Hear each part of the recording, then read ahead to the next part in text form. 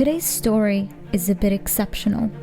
It is about a man who changed thousands of lives, someone who worked relentlessly for years and years and fought for humanity and the rights of blind people.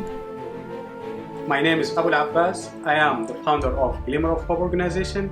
Today I will share with you my experience in the last 15 years trying to change people's life. His story has started in Sudan 15 years ago, around 2005, when he volunteered at different places. He worked with children that have cancer, children with hearing and visual impairments. He also worked with refugees, displaced and homeless, and many other sectors. And then he realized that more work should be done. And that's why I decided to form my own organization, and I choose to be for the people with visual impairment. So I started working with blind people, and we noticed there is too much potential, too much talent, but there's not much attention from the society and government and other NGOs. So we're trying to create a sustainable change that's create eventually responsible, independent visual impairment person in the community. So tell me, Mr. Abu Abbas, how did you primarily start? Well, first of all, when we were starting in one of the schools back home, the intervention was basically for emergency response. The situation was not that good, so we did a lot of random projects, and then later on we started doing some kind of activities. So we start with the health checkup.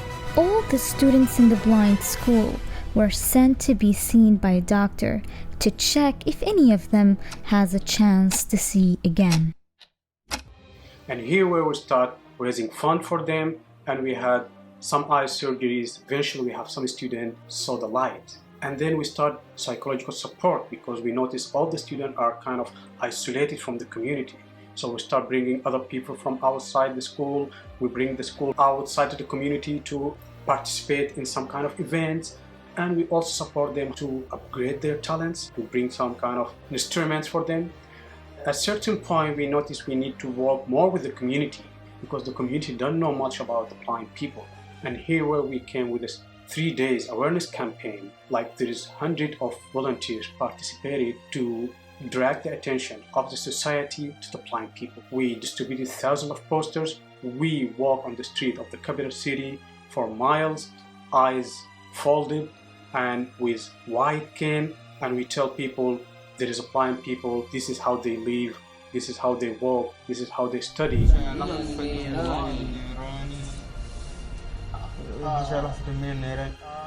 We notice if we develop their education, we're going to develop them forever.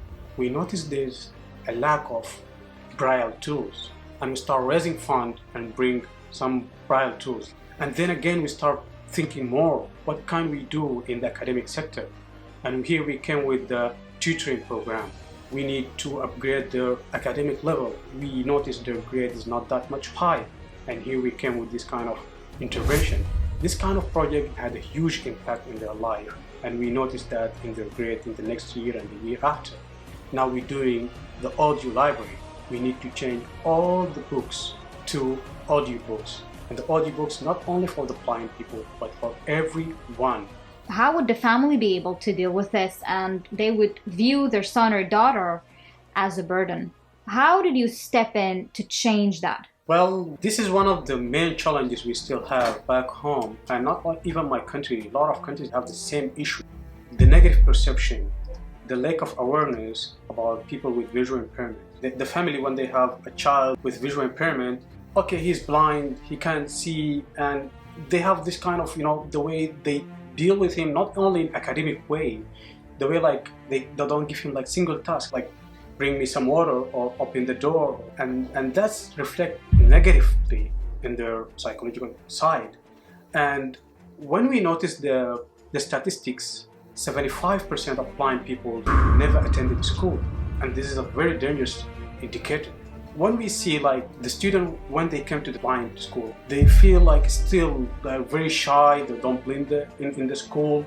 And here where we came, we have psychological support, and we have like social worker as kind of volunteers will sit with the student and talk with them and tell them, you are okay, you are good, you can do better, you can be a better person. And then they teach him how to do braille, how to use the cane, how to walk, how to clean your clothes by yourself. They give him some kind of activities that help him build his personality.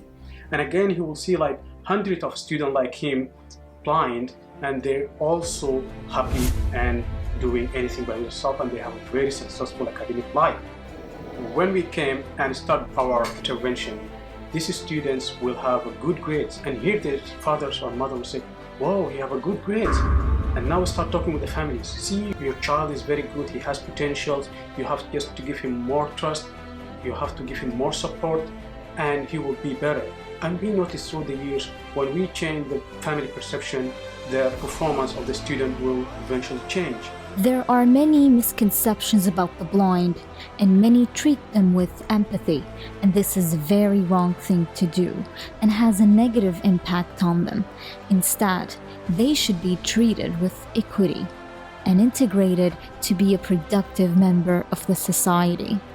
And remember, me and you and everyone could lose their sight in a blink.